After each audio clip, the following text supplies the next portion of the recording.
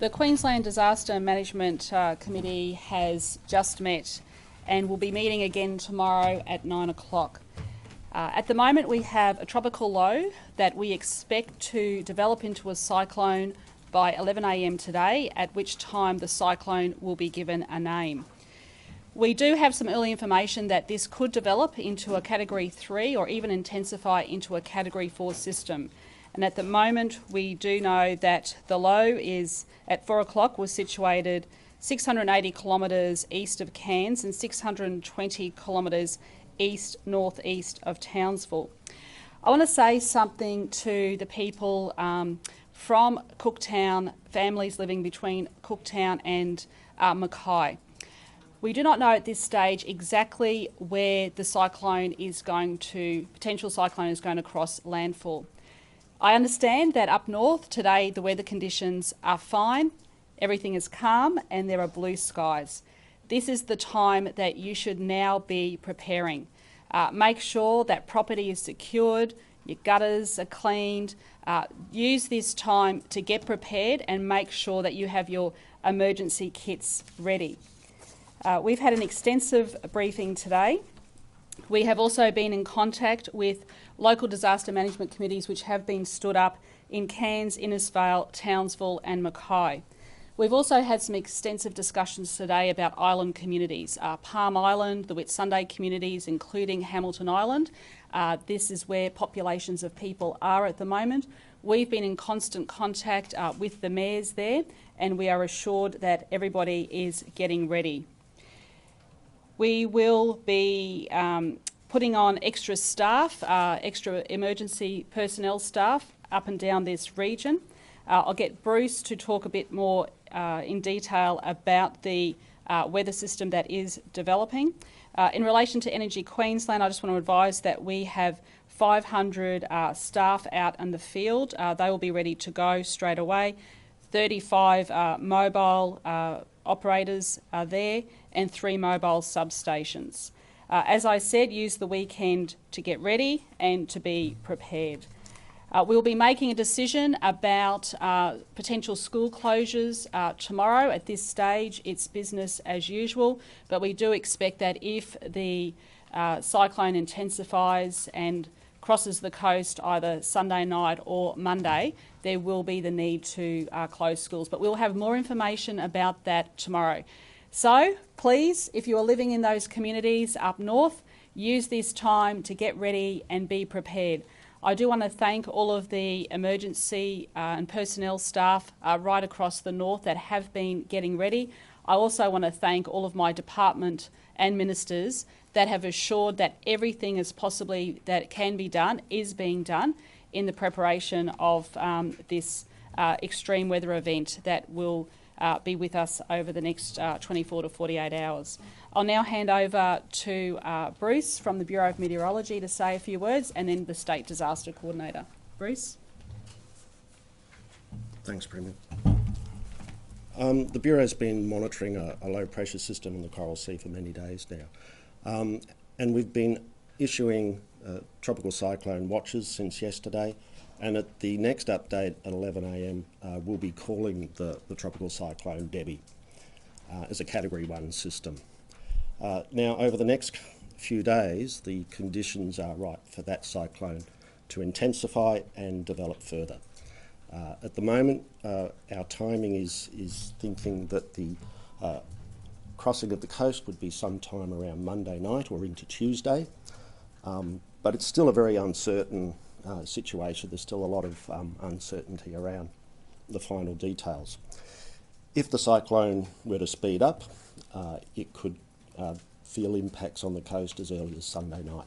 Alternatively, it could slow down, but the problem with that is that the longer time over the warm waters of the Coral Sea could see it intensified to a Category 5. I can't rule that out, but at the moment our estimate is for a Category 4 system to impact the coast somewhere with the centre crossing somewhere between Cardwell and Bowen, but we have a watch area that extends from Cape Tribulation to St Lawrence in the south. So that's a fairly broad area at the moment, and we expect to be able to refine that area more as time goes on and we get closer to the cyclone crossing.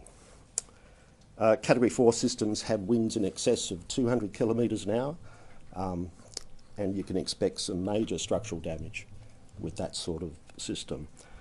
Caravans are a big risk and could easily be destroyed.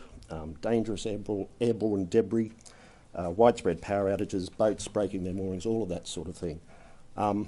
So I'd repeat the Premier's plea to make sure you prepare this weekend. Don't leave it till Monday, because the stronger winds could be with us as early as Sunday night, but more likely Monday night into Tuesday. Thanks, Bruce. State Disaster Coordinator, Steve. Thank you, Premier. Good morning. As you've heard, this is a potentially extreme weather event. Accordingly, we have activated the state disaster management arrangements as of this morning. I'm able to tell you that all the preparation and planning is well advanced, both at a local and state level, for us to be able to respond to this event no matter what transpires. The messaging has commenced at a local level, and that messaging is very consistently about people being prepared for this event and making sure that all of our community is safe no matter what happens. People do need to prepare now, and they need to be thinking and remaining connected to what's being said in the media and more broadly. If they have family members or anyone else that they know of that's not connected, they need to make sure that they reach out to them. Some of the preparations that people can consider is having the medications, the food, the supplies that they may need for a protracted event. This could go on for some days, because we're not just talking about a cyclone with wind, we're also talking about potential flooding events where there could be isolation and the like. Also, people that are in remote areas need to think about getting out of those areas now into a more safer environment.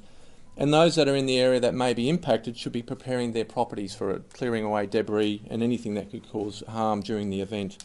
I am reinforcing that we have in place all of the arrangements with our partner agencies, both at local, state and Commonwealth levels, and that we're in a good position to be able to deal with this event as we have in the past. Thank you, Premier. Thanks. Thank you. Thank you, Premier. Good afternoon. Good morning, everyone. I too want to reiterate the message that has come through strongly and clearly this morning. Those areas that will be affected by this have 2 days in which they can actually prepare and plan, have their emergency plans in place, purchase non-perishable food, batteries, torches, clean up around your houses, additional water. That's 2 days to prepare. When the system does start coming in and there's a lot of rain and water on the roads, please don't travel in the rain and the water if you don't have to. If it's flooded, the message is constant, forget it. You know how dangerous those circumstances can be, so we ask you, and we've all sat up here and asked you clearly that you prepare very, very early so we don't get into those circumstances. We have deployed from our department and all other departments numerous staff into the northern and far northern part of the state to prepare for this. We are comfortable that we are well prepared behind the scenes to deal with this event, but we ask the public to assist us to be well prepared for this event as well. Thank you. Happy to take a couple of questions, but we'll have further details and information tomorrow. As you can see, we need some clarification from the Bureau in the next 24 hours to actually pinpoint exactly where we expect this cyclone to cross the coast. But once again, let me stress, please get ready today. Don't leave it until Sunday night or Monday. It may be too late. So please get ready today and over this weekend.